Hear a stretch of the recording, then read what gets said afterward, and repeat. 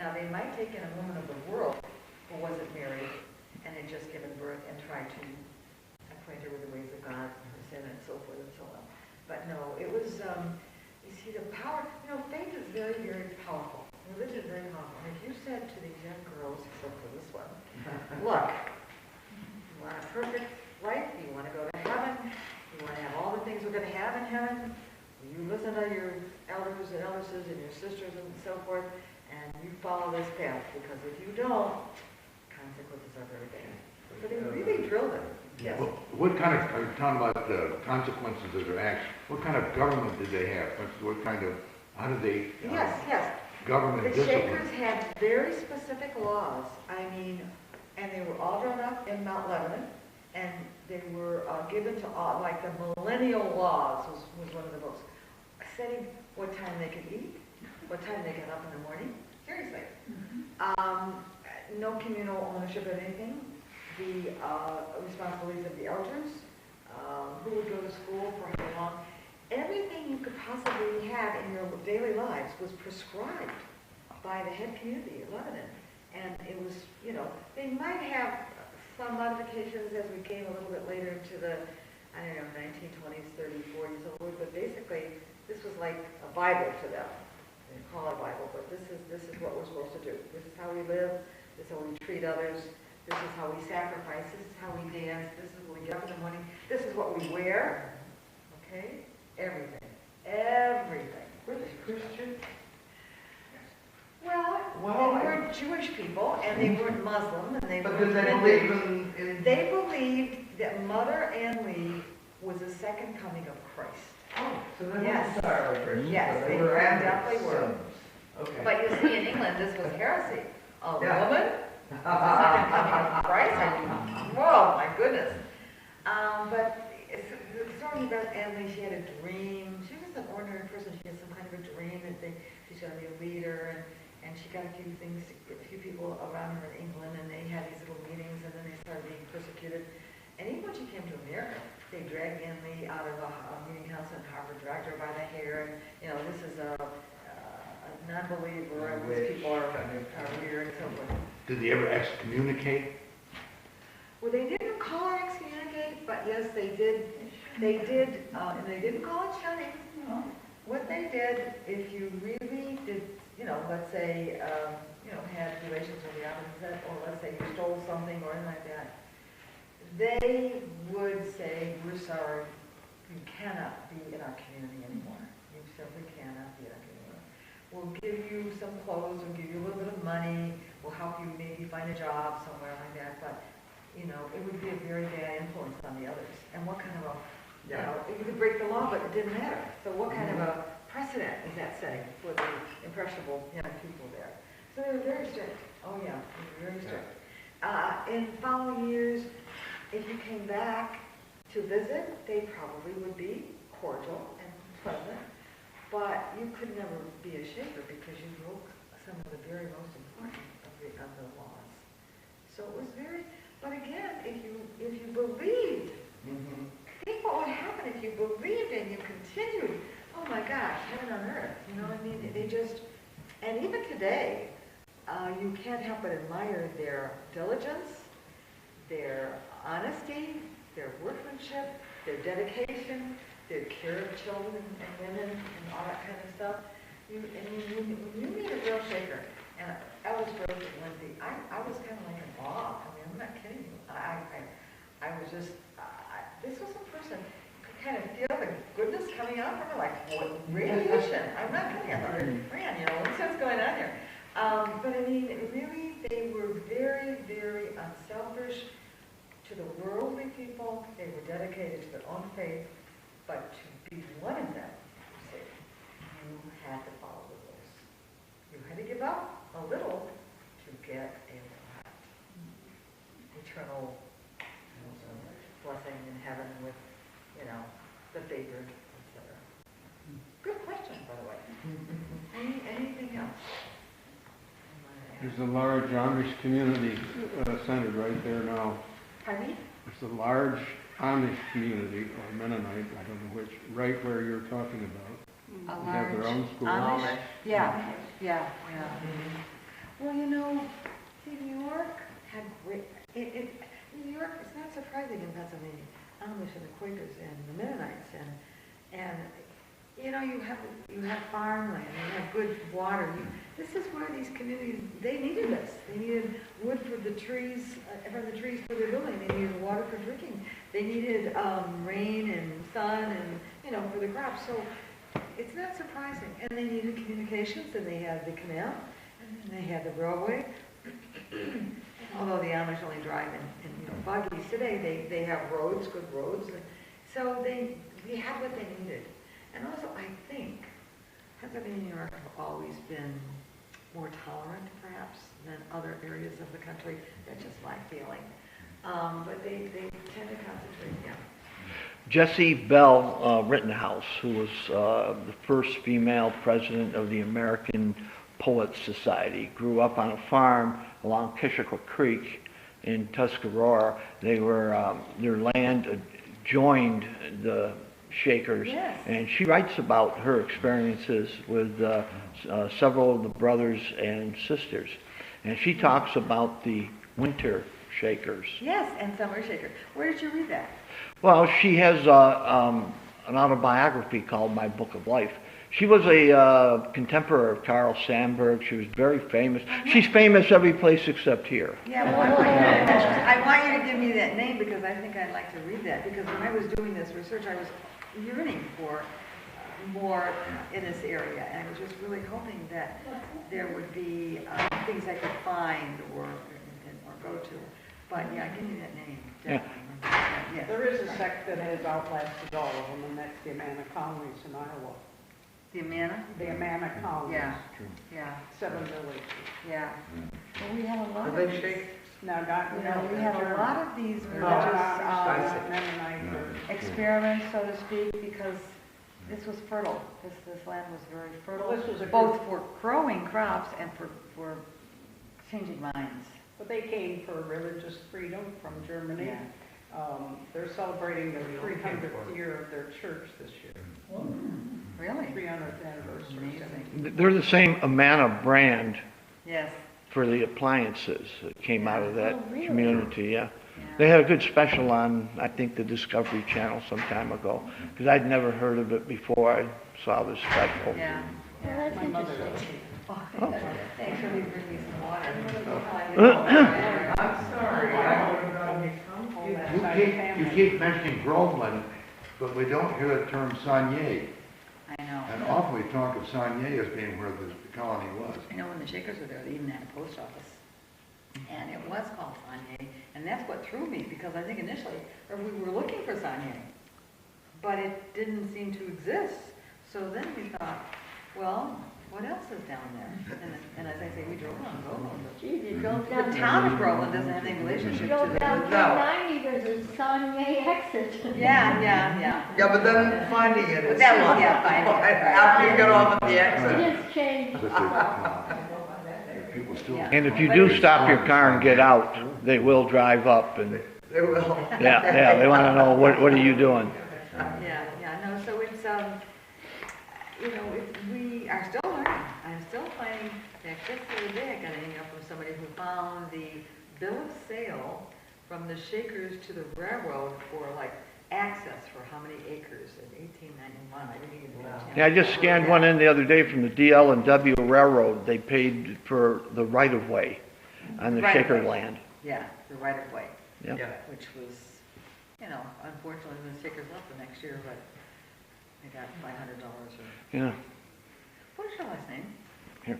I'm the Doug Morgan. I'm the Lima Town historian, but I've got a card here someplace. I'll dig it out. Get it out, yeah. Because this is It's my shopping list. I don't think you want that. Usually I don't get this many questions in terms of this community because they're not familiar, but I mean, you live here, you know people who, Well, we have a lot of the old diaries from people in Tuscarora and Mount Morris that Yeah. did deal yeah. with the Shakers. And one of the things I was going to point out, a lot of people in this area here, they think they might have Shaker furniture, but it was actually the Saunier epileptic colony that was very industrious and made everything. And they would make these little pieces of furniture and stuff. And so what happened is over the years, state employees that worked at Saunier maybe brought something home to take care of or whatever, and it gets passed on down through the family. And this, It becomes, and suddenly it's the Shaker colony. That's right. Yeah. And then the colony gets dropped off, and then it's a Shaker Exactly, yeah. thing. But like you Exactly. said, Right. they weren't into Because manufacturing. really and truly, if it wasn't nailed down, they took it with them.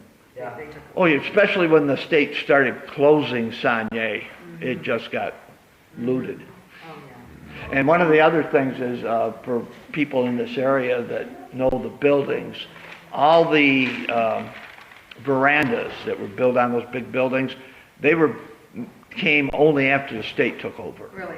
That the Shakers had no Yeah, verandas. Yeah, well, they're pretty utilitarian. Yeah. Yeah. In Yeah, fact, the office verandas in are particular pretty- was changed. Yeah, that came And by later. the way, even though the Shakers were simple, they were still more ornate than the Albany.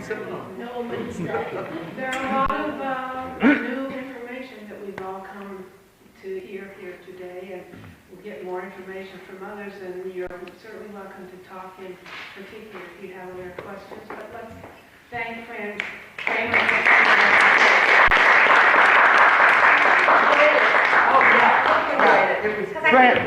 Fran, the bonnet, hey Fran, the bonnet, is that made out of linen?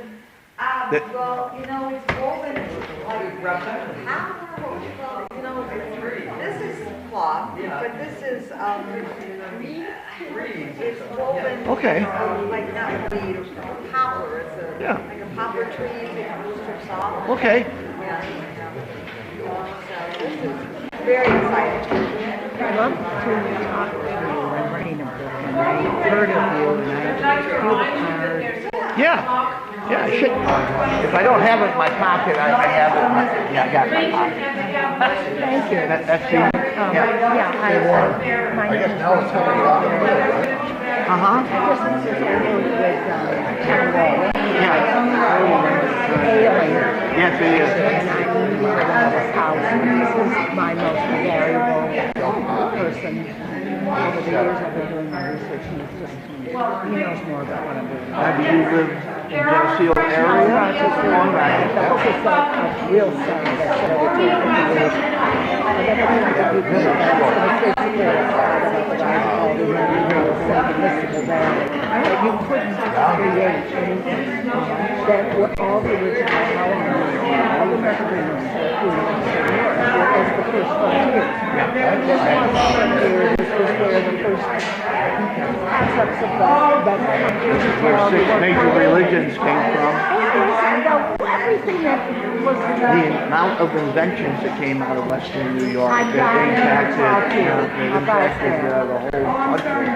yeah, you can no matter where you turn, and so it's I want to write down this. No, take it with you. The invention. I'll give you a call. We'll be down Thursday. Are you around Thursday? Oh, not this week. The easiest way to get a hold of me is online. I'm on the computer. I'll email you. I'm going to Youngest shaker and the last Groveland shaker was a person called Jenny Wells. I wish I had met her, and I could have, but she didn't die until 1956, when I wasn't collecting or even knew anything about shakers. But I met people who knew her, okay? I met people who knew her. She was the last surviving shaker, and she ended up at Hancock, which is where I started with her on bar. It's kind of like full circle. And because I met people who know her, I was able to acquire things she actually owned and possibly made. A little carrier, for example. And these wonderful steps, 2 steps, sometimes 3, sometimes 4 and 5, to step up into bed or to step up for something high. So that was quite important for me to meet people who knew her. And I have a doll at home as well. I didn't bring her. It's a little bit tricky to bring. But I mean, you can see Jenny Wells, and you can also see, it's nice to see the furniture in the background, because again, the shakers were in the Victorian age, so as time moved on, we had a shaker chair, very simple and plain, and we had a Victorian here in the same picture, because they were living in the age, you know, that Victorian, and then in the 20th century, of course, we had all kinds of developments with technology. One can only imagine what they would think today. A couple other Groveland Shakers. This is Alexander Rook. I think I sent one or two of these pictures to you for your exhibit. He was very important. And in fact, I have a list of the Shakers from census in 1850-something. So actually, if someone says to me, is this man family possibly a Shaker? I can look it up in the census. Now, of course, if he joined after that or left before, you know, there's a lot of interaction. And I'm sure these are just two postcards, but the East and the West family is shown. So the Shakers, Jenny Wells and Hannah Flowers, now they're down to about maybe 15 and 16, and it's really just, it was hard to have people join the Shakers. It was just very, very difficult. Jenny Wells went to Hancock and lived there until she passed away, basically in 1856. So what happened back here? Right? What happened back here? Well, you know, when the Shakers knew they were going to leave, they didn't want just anybody to buy their property, right? They certainly didn't want a prison. Heaven forbid. Ironic, isn't it? So basically, when they heard that New York State was looking for a place for epileptic people, they entered into negotiations, and they said, you know, we like the idea of helping others. So we're going to sell this to you. We're going to give you, you know, take some time to pay. We have to take time to move and all this kind of stuff. We want the last harvest of the crops, etc. And so Craig County came into being in the next couple of years. And some of you may have relatives working there, or even relatives who had relatives who had maybe stayed there. It was a very good operation for its kind in the country. At that time, this was like the second facility in the whole America. And they had a lot of buildings, very agrarian, very pleasant, and they used the Shaker buildings, you know, for this, for that, and so they modify.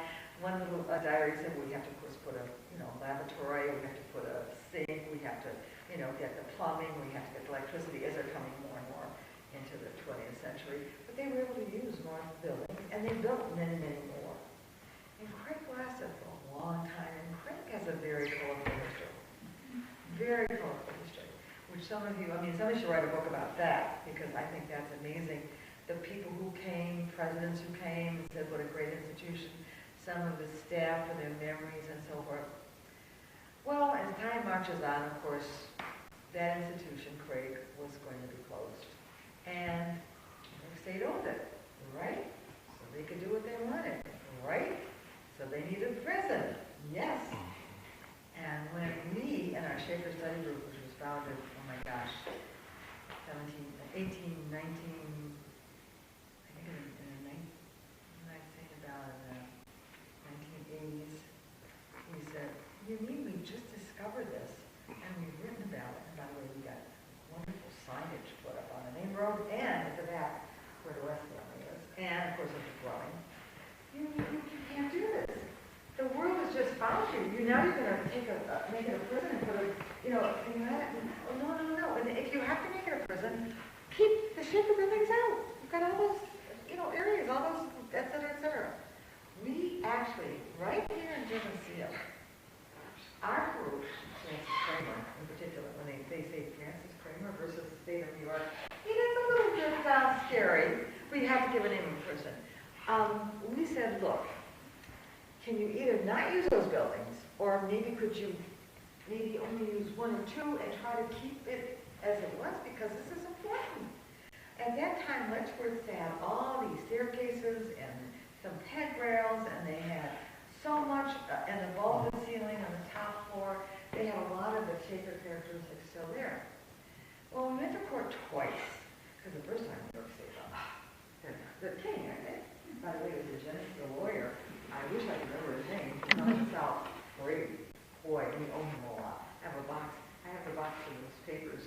One of these days, got to go through and see this lawyer stuff. Anyway, the second time we came back, it just said, look, they have a point, they have a point. So, you know, can we bring these sides together? So what we got, it wasn't a lot, but what we got is, keep the exterior the way it is, you know, of electrical. You can modify the first 2 floors for offices, but would you keep the top floor, which is so crucial as it is? Yes, we will. Also, we said we would like to, on the West family, we would like to be able to perhaps have programs there or meetings there or something like that. Could we have access to them? Yes, we will. The office went to Mumford at that same period of time.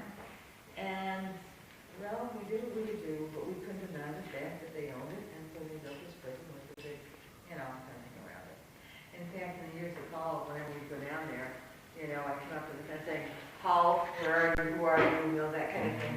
With the Shaker study room. Oh, okay, you can come, you know, you can go in, because they made sure we knew. They knew us, and all the superintendents, although I have to tell you, the past few years have kind of lost touch and got to get reacquainted again. So again, we had the signs down there, we had the exhibit, we had people aware, and I even had people from other places in America say, man, I want to see where it is. And I say, well, go down here, you park here, you say you're interested in the Shaker, you go back the road by the golf course, you see the building, you see the cemetery. Now let's come to the fountain stone. That was amazing. Obviously, it was too heavy to be moved. The Shakers in each community decided they would have a holy hill, the highest spot on their land. And that would be their place for, usually they didn't have individual markers for people who died, Shakers who died. We want to have one big stone in memory of everybody. Well, over the years, as the communities closed, these stones were just destroyed. You know, they didn't want to become used for something sacrilegious, or they were buried or whatever. Now, the Shakers did not take that stone with them when they went to Waterloo. So when Craig was built, one of the directors, I guess they were excavating something, you probably heard the story, and they found this thing and they brought it in the superintendent's office. Oh, he didn't know what it was either, but a man called Bob Meter, whom we knew very, very well, director at Old Chatham, a great Shaker scholar, unfortunately passed away years ago. He went and he said, do you know what you have there? That's the only surviving Shaker rockstone. What's a rockstone? You know, it's very, very, very, very important because it's the way the Shakers remembered those who had departed and also warned of those who might seek to desecrate the ground.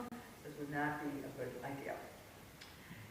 So as it evolved, New York State had casts made, or replicas made, and I think do you still have here, or does New York State Museum have it?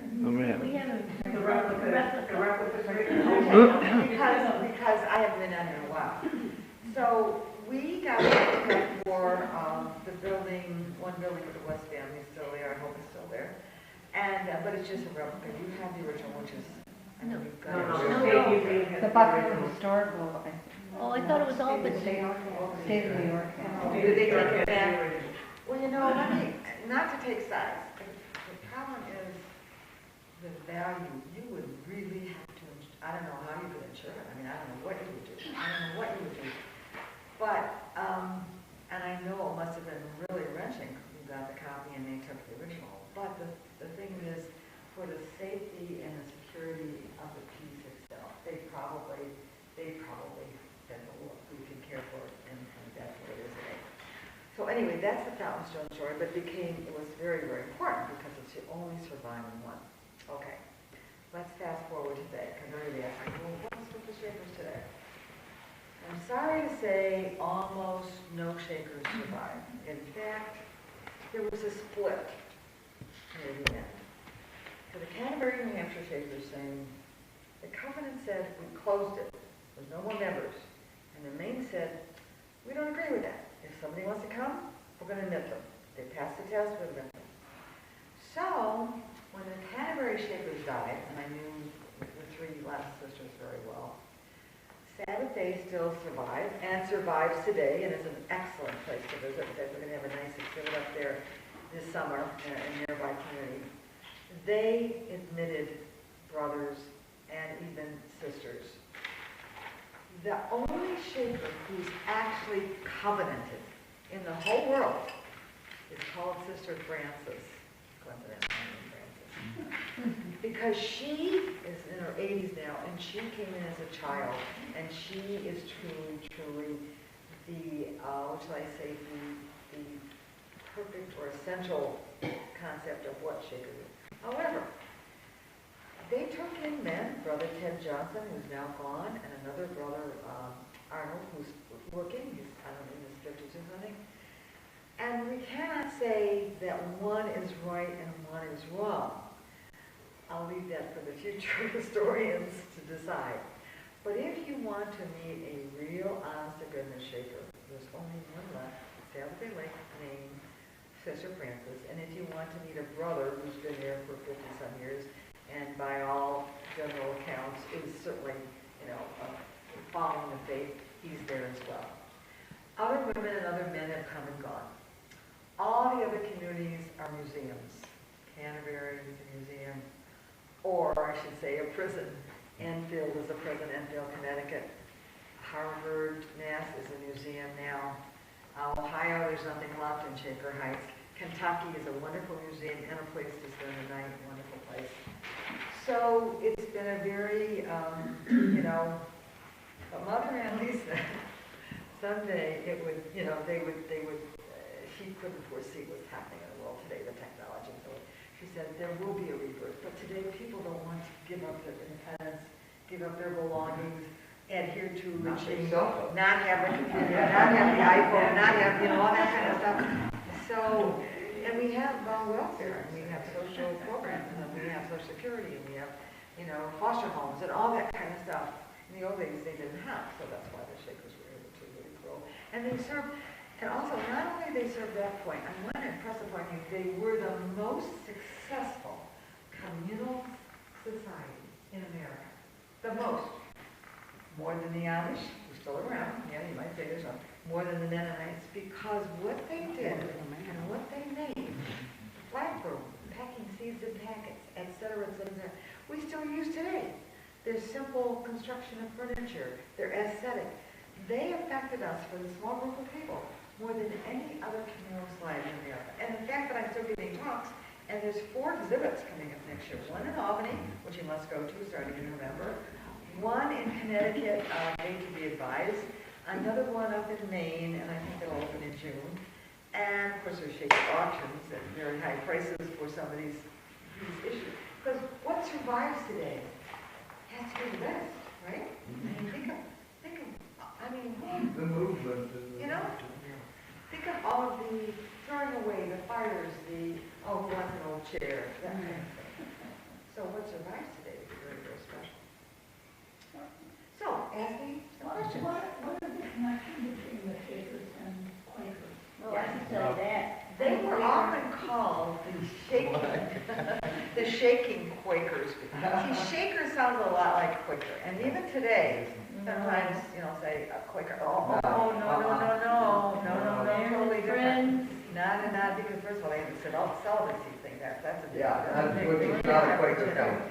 But, and you know why the Shakers got the name Shakers? Because they shake out of me all that is carnal, shake.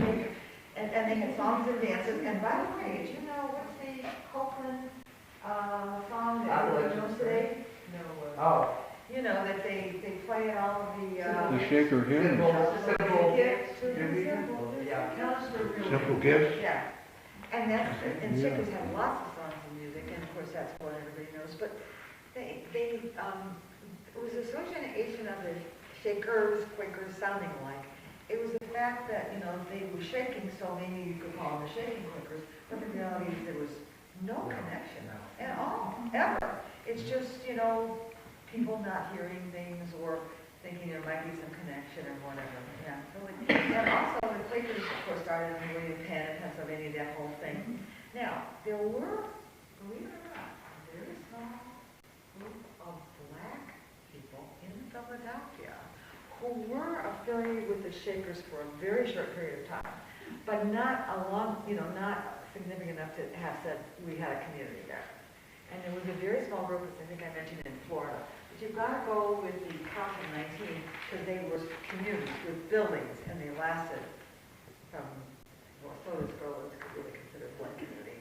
They made the whole community. So that's a question I hear a lot. Yes? Why did the Amish survive so much better than the Shakers? Well, the Amish, you know, they weren't as, I don't want to say radical. Well, you know, marriage, but you know, when you think about it, when you really think about it, this celibacy was probably one of the biggest issues that they could have faced. Yeah. That's what, they're equal, men and women are equal, but we keep them separate. Because we are on a higher plane, we devote ourselves to God, okay? And whereas the Amish, of course, had children and grandchildren and produced things and so on and so on. So I think that was probably one of the main reasons the Shakers really kind of were, quote, doomed from the start, but they didn't know it, and they hoped they were wrong. But, you know, it was really a challenge. It was absolutely a challenge, yes. The East and West families, were they governed by the same elders? I mean, were they all one community? Good question. There were two different families. In some communities, you could have 4 different families. And each family would have its elder and eldress. The elder for the men and the boys, and the elders for the women and the girls. And of course, the girls taught the sisters taught the girls, and the brothers taught the boys. The only interaction, by the way, was, let's say I had a mend your shirt. Brother Tom, I'll take your shirt, mend it for you. Or, Brother Tom, can you make a bed for me? Or, Sister, could you make my favorite pudding tonight? You know, that kind of thing. So, yes, they did. And the two communities, the reason they broke it like that, first of all, it was a lot easier to manage. They came with 150 people, you know, that would be, so by breaking these 2 main categories, it would be a lot easier for everything. But of course, everything went in a big pot, you know, what they bought and what they made. It's just for organizational purposes. When they they'd worship together.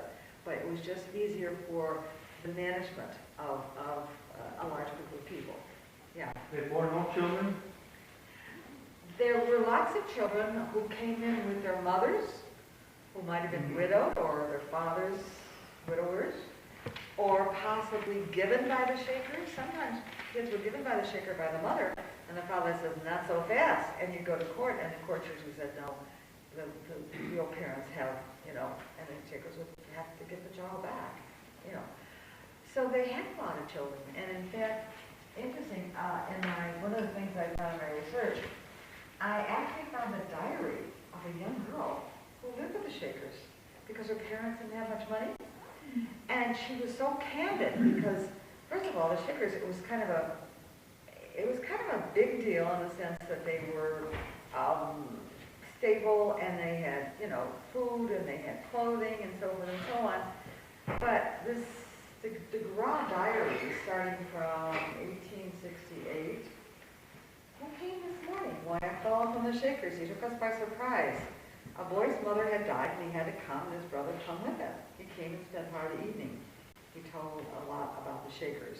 So what we see happening there is that families, for example, the Gras family came in 1868, but sometimes their children would go either for their whole life or more likely for a couple of years to live with the Shakers, to learn spinning and weaving and textile, you know, cooking and planting and all the things that could be provided there.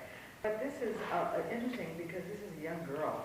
And, you know, you could see already she was getting a little nervous about, you know, not dating boys and all that kind of stuff. So she just, it wasn't going to be for the winter meeting. They shipped twice. They whirled like a top. I felt awful. If I see these things again, I'm going to walk out. And then, this is the part, this is the meaning. A Rylander, a brother, brought me my ruler. It was made splendid. How handsome he did look. No. We'll keep trying till I know him. Or till I have him. Oh, if he could be mine. Well, you know, she's not going to say that. No way. So this was the thing. So there isn't any story about a woman who lived at the Shaker Community that had babies? I want to just say a couple of statements.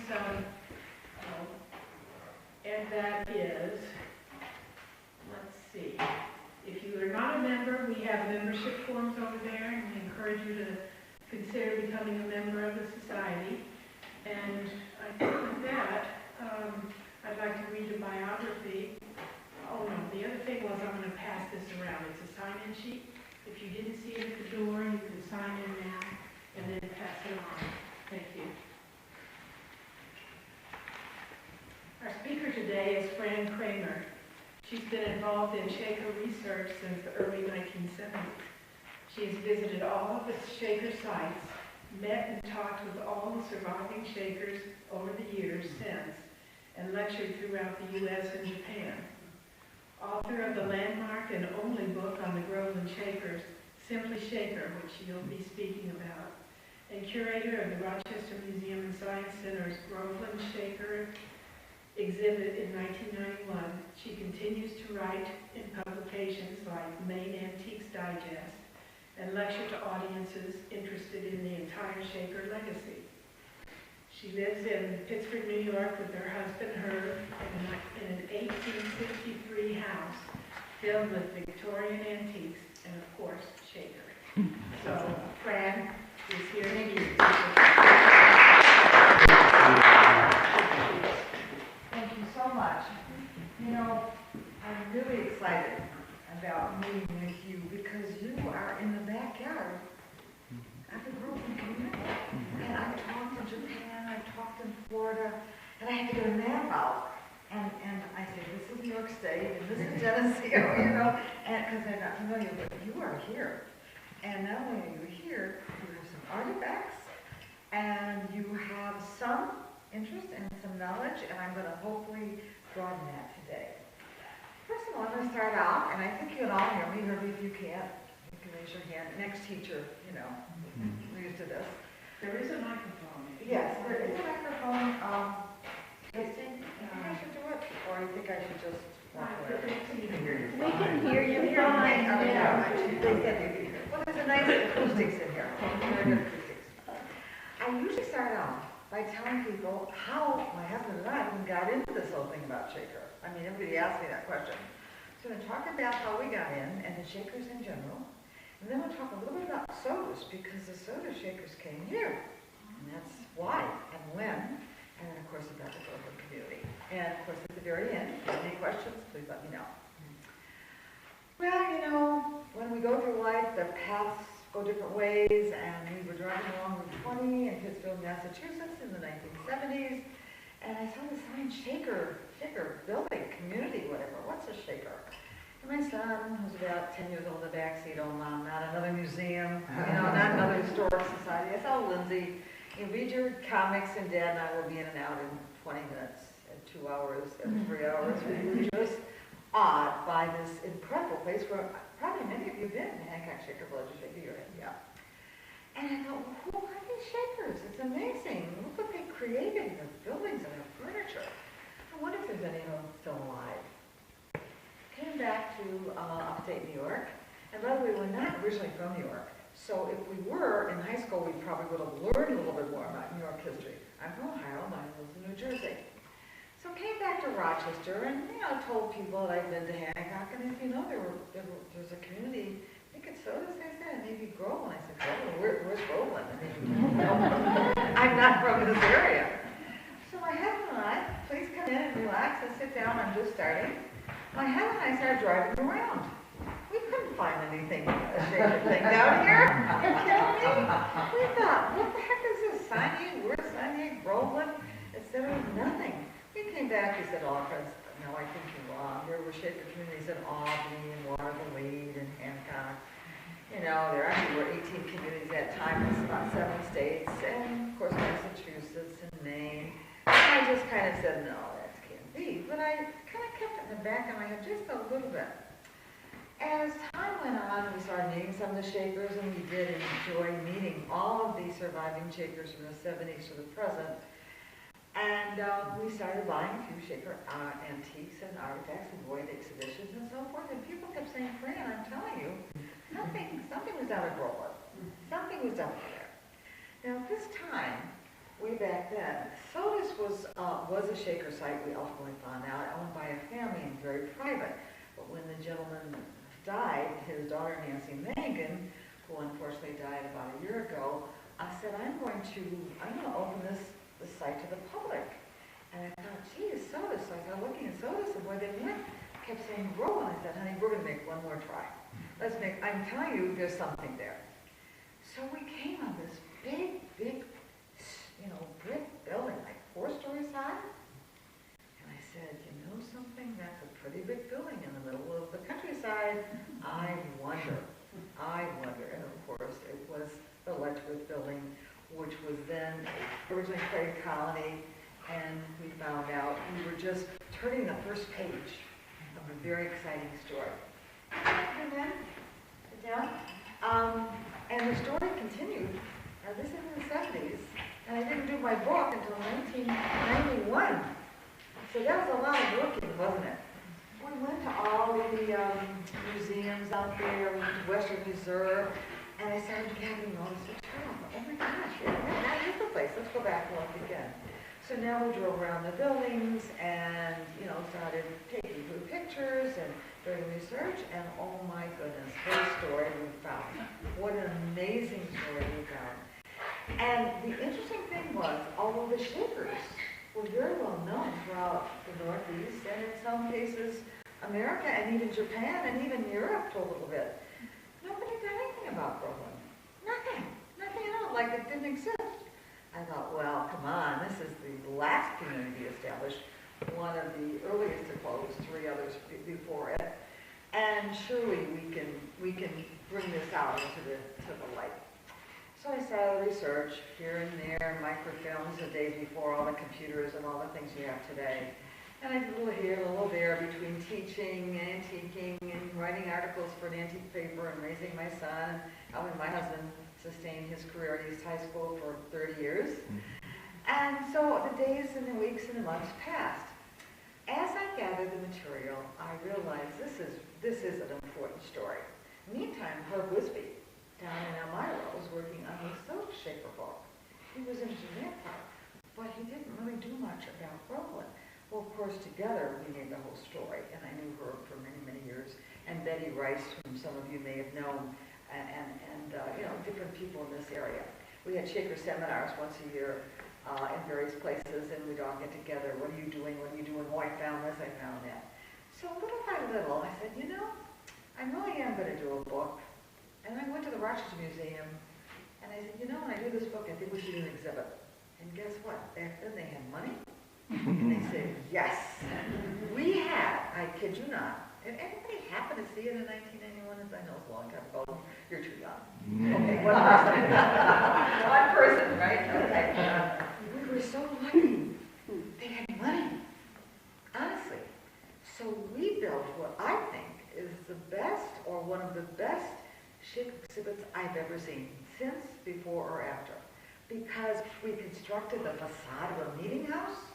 We had the actual interior of a dwelling in one of the sisters' or brothers' dwelling houses.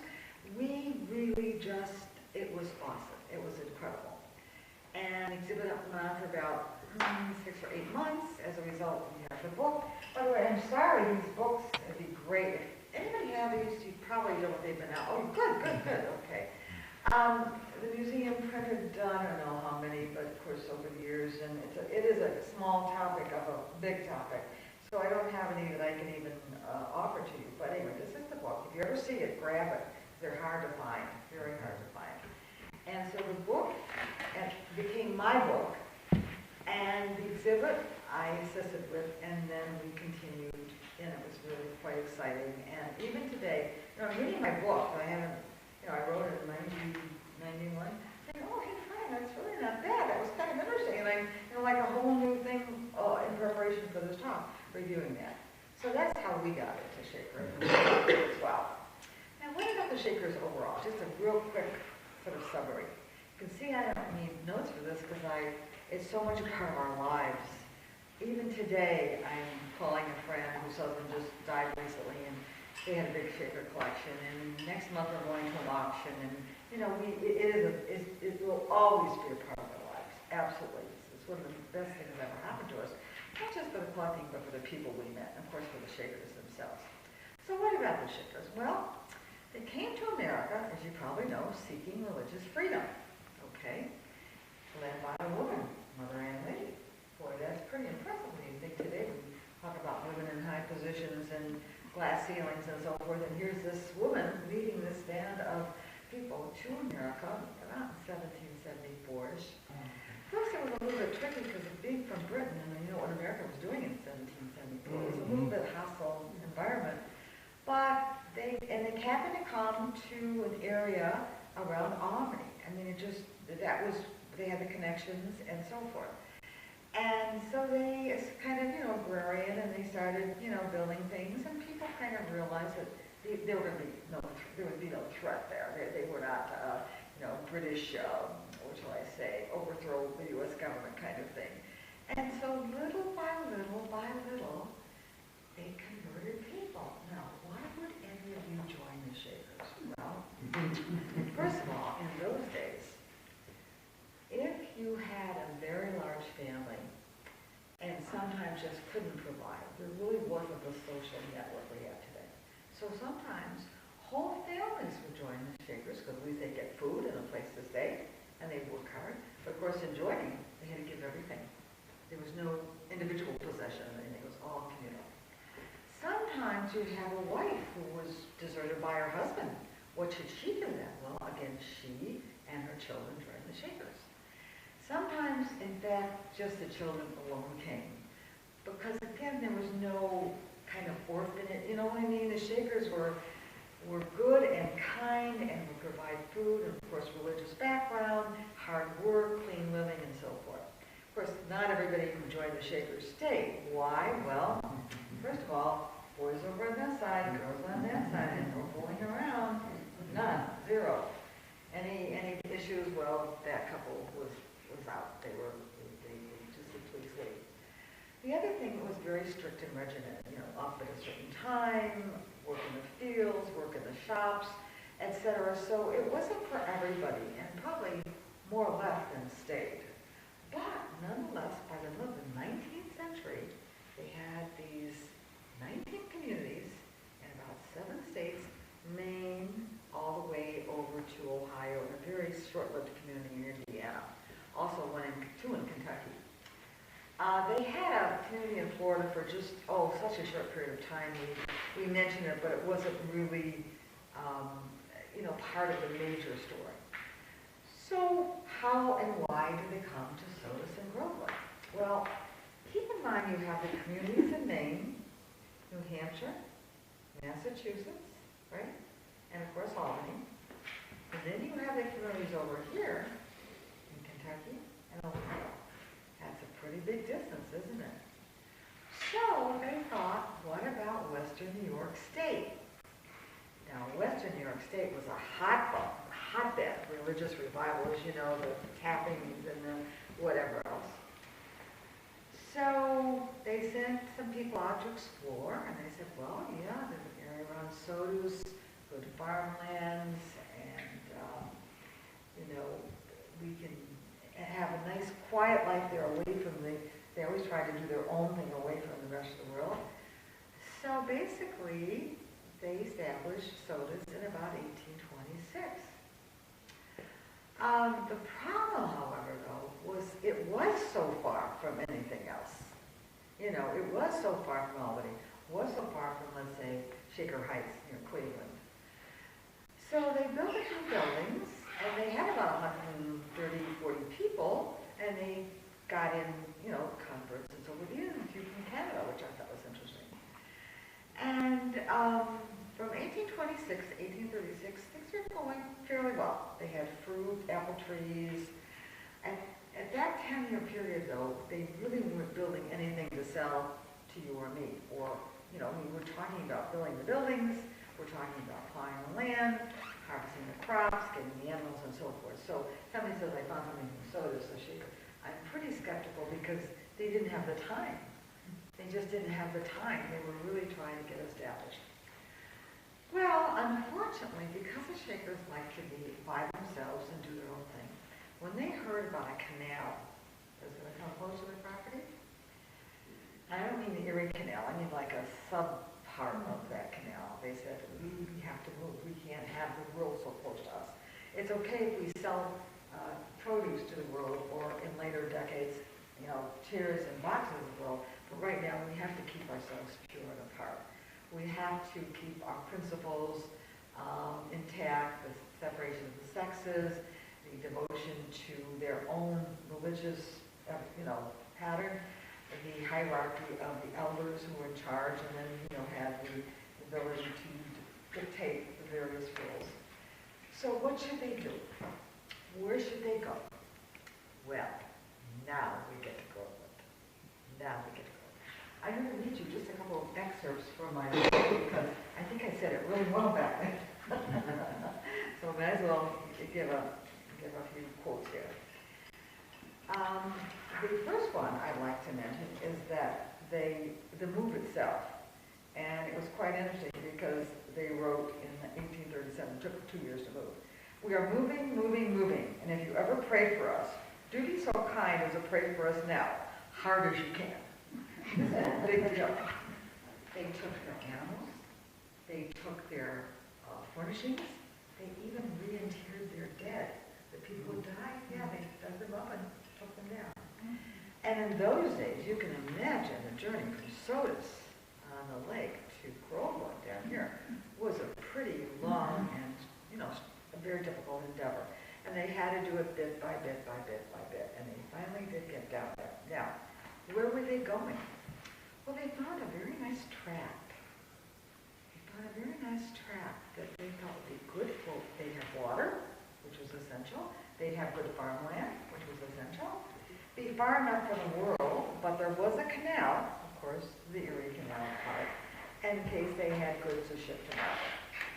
So, they decided they would definitely purchase this land.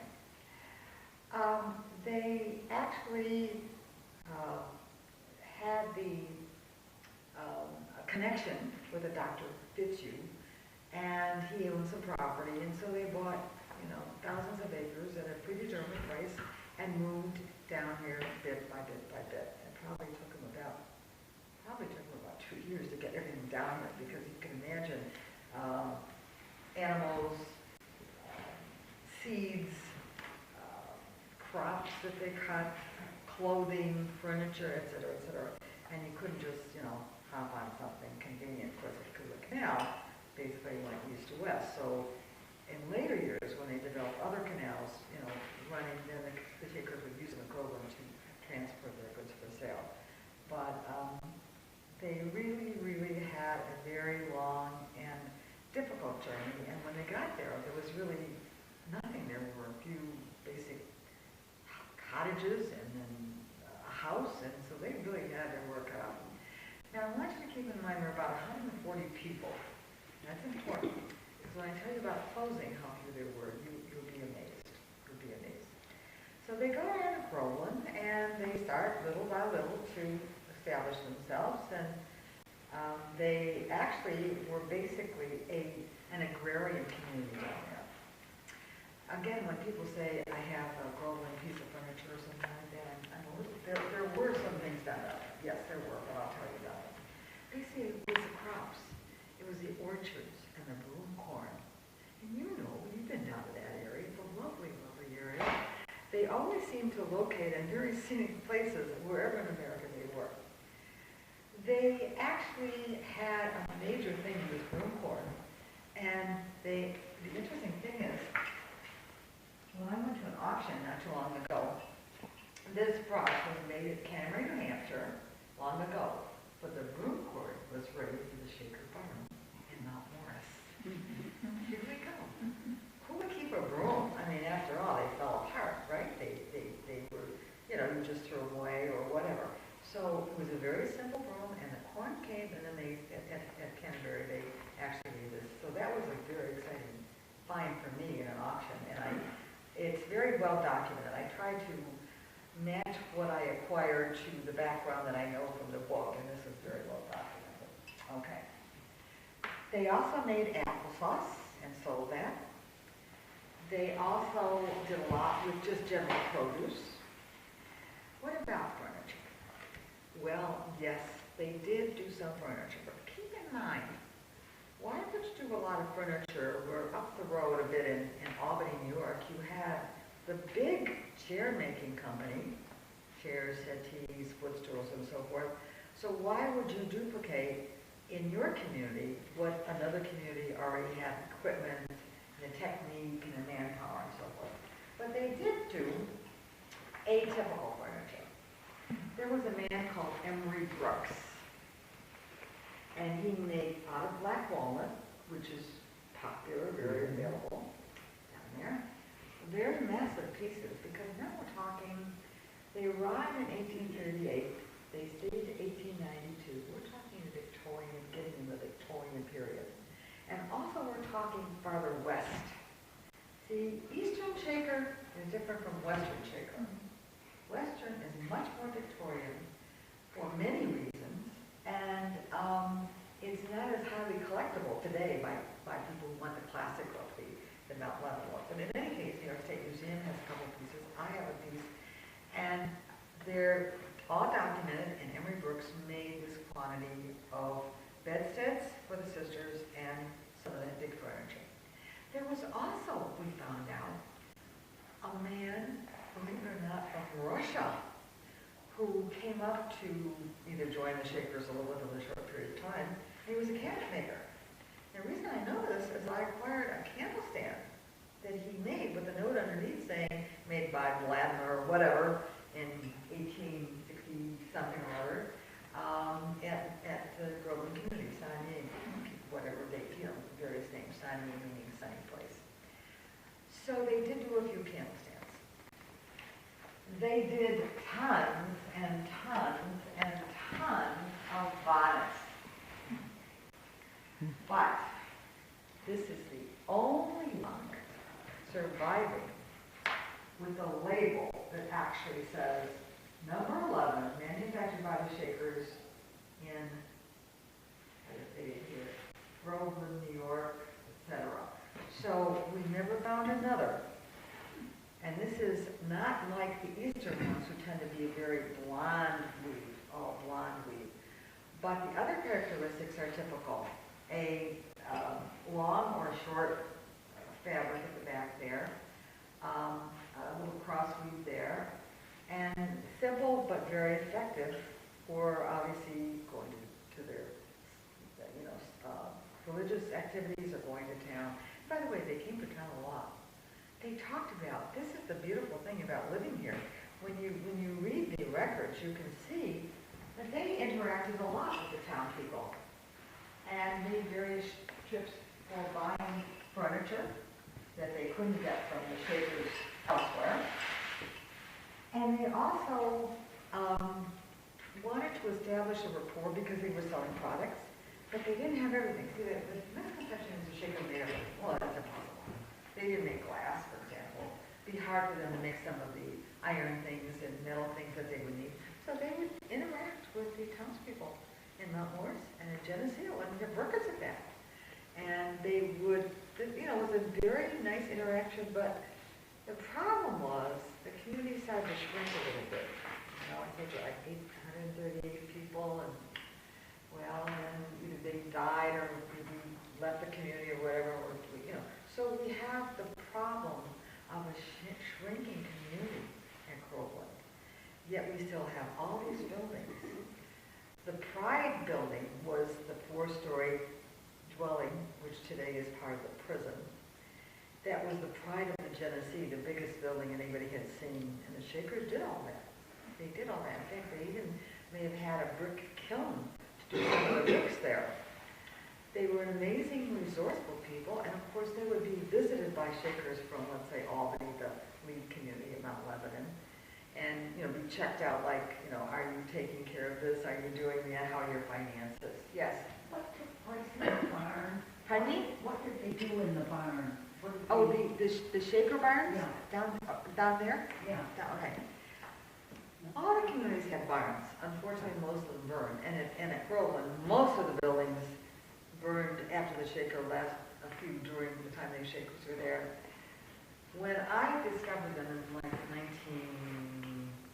80 that the only buildings that we can identify down there, still being Shaker, are, of course, the dwelling and a kitchen, and then an office, which was moved to Mumford to save it, sort of, because, you know, the prison and closing it now, and some kind of a sister shop. That was the East family. At the back is the West family. The West family stayed more protected because it wasn't so visible from the main highway. And although people have said they thought maybe there were some barns there, in my lifetime, I've never seen any, or they burned, unfortunately. And because the community is shrinking, you're not going to build the barn, even if you can, because how are you going to afford it and have the manpower? So it was the dwelling, which was important, and of course the meeting house, which was very important. I'll catch up to today in a few minutes. So anyway, they really adapted fairly well, and although the numbers were shrinking, they always, Mother and Lee will take care of us. God will provide for us. We are, living a very good lifestyle. We were being, kind to people. We were being honest and trustworthy, and all the things that one would hope we would have today in society. But it was difficult, because as we come into the Industrial Revolution, and as we come into orphanages and welfare, fewer people would have a reason to go to the Shakers, okay? Few people would have a reason. And so all of these things affected their development. Communities started closing.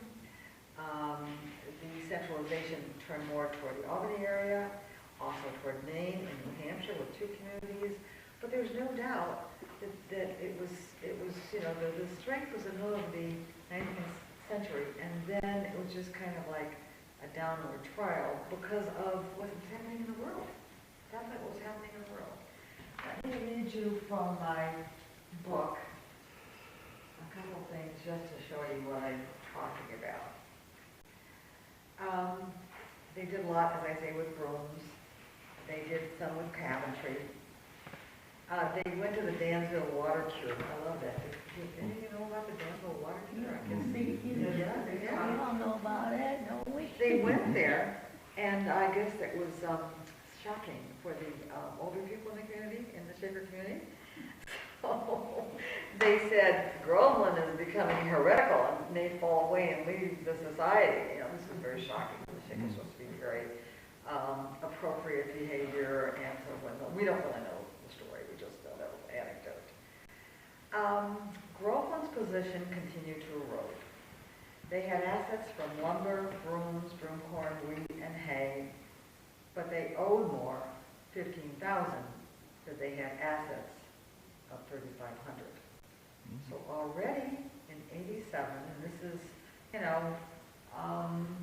quite near the end of their existence there, it's just a matter of being able to adjust the world and have people come in, and the membership is now down about 50 people, and it was very poignant to read some of their things like, we'd like to see them survive. The gospel is alive and well. We hope the little community will be successful. And it was always kind of like the stepchild, the people in Mount Lebanon, who were the elders at Elmsford, really wanted to see Groveland survive, but the handwriting was on the wall. Then we have a little letter here that said, I'm glad our little talk about our dear friends at Groveland. Moving to Waterville, which is near Albany, that we favor. We cannot see how it's possible that the family in Groveland will continue. So they're starting to think right now, if they close as traditional, if a community closed, they would go to the next closest stable surviving community. So this is the hint that, things are going down, and we really have no choice. We have no choice. We're going to survive. We're going to have to do something. So they really are starting to think about this in '87. They're looking at the possibility, if the family was at Waterville and the Groveland property rented or worked, etc. By the way, other communities like Canterbury, New Hampshire, bought land near Groveland because it was so good. Again, and they owned it, and they could farmers didn't get the proceeds because Groveland had its space and its assets. But when a chance came to get other community, other land, it was really rich. Canterbury, New Hampshire stepped in as well by buying the land and then either sending their own people out or using the world. People don't understand that a lot of things the Shakers had to do in their history involve you and me, because not only did they need what we made, they needed our manpower. It was evident that the manpower was fading, and the women couldn't do a lot of these things because they were sewing, they were cleaning, they were cooking, right? Taking care of the children, schooling. So they had to hire from the community, and they did. All different communities. People in the area whom they could trust who would come and work for the Shakers and then go back at home in the evening. But even that was challenging because how much could they pay them? I don't know. And these farmers or laborers had their own jobs. So again, it's kind of like this small noose that's getting smaller and smaller, and it's going to happen. They're not going to be able to stay. They're just not going to be able to stay, which is really a shame because the location and the dedication of the people there is just, So they decided finally they would have to move in 1892. Now keep in mind, they started with 150 Shakers. Now we're down to 34. 34. Is it any wonder that they had to go? I mean, how could you sustain? Look at all the buildings they had. Who would even maintain them? Who would even, be able to care for repair of the buildings, et cetera, et cetera. So finally, they wrote a letter to the Danville Advertiser. Farewell to our dear friends and neighbors, and on helping children, we had qualified for their approval. And although they had many attachments to Western New York, and they would soon be gone, they'd remember the years at Groveland in their prayers. They would all meet again where there is no parting of friends. We all know what it means by that. So, it took them 3 months to move everything. Now again, people say they find Groveland artifacts, and they might find them around here. Maybe. But the reality is the Groveland Shakers, like the Sodas Shakers who moved to Groveland, took everything they could possibly extract. Everything they could possibly do. Carriages to the trains and trains to Albany. They all moved. The people, but they didn't disinter it. There is a cemetery, you probably know, at Groveland today. About 26 stones, most of them eroded. And of course we'll talk about the famous Fountain Stone in a few minutes as well. So, not saying there wouldn't be something around here, because obviously it could have been given to a laborer, could have been given to the grocery store, could have been given to anybody in the community as a thank you. So there could be a few things around, but in general I've lived here since 1961, and I think what you see here is about what I found in this area. So by the end, 1892, they were all moved. They were all there at Waterville, and what happened, I'll tell you the end of the Groveland Shakers, and I'll come back to the Fountain Stone and so forth. At Waterville, which too was shrinking, which is right outside near the Albany Airport. Mother Ann Lee's grave is there, actually. They joined the Shakers there, and were welcome and so forth. And the